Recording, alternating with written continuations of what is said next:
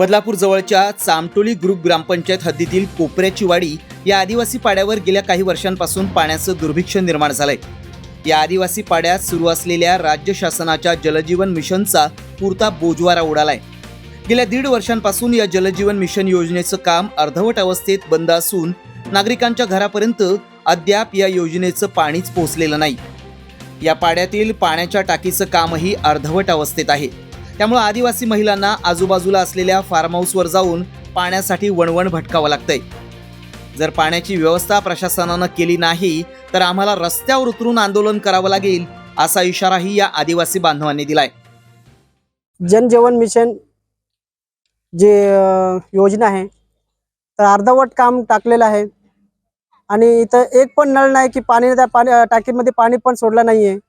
तर ही जनजीवन योजना गरिबासाठी शासनाने मंजूर केलेलं आहे की या ठेकेदार यांच्यासाठी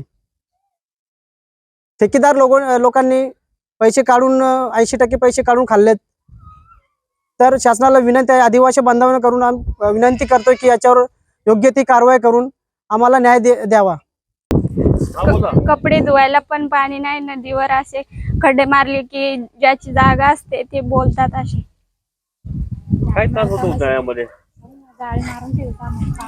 उन्हात जायला लागते कपडे धुवायला, कुणी जाऊन देत नाही। असं गावात पाणी नाही का? नाही, पाणी नाही कुठेच, एक बोरिंग आहे फक्त। मग ती चालू असते का? कधी कधी बंद असते, कधी चालू असते। लाईट नसली का 2-2, 3-3 दिवस पाणी नसते। आम्हाला पाणी एकच बोरिंग आहे एवढे गावाला। आता 1 महिना चालेल, मग तिथून ती आटून जायते, बंद होते।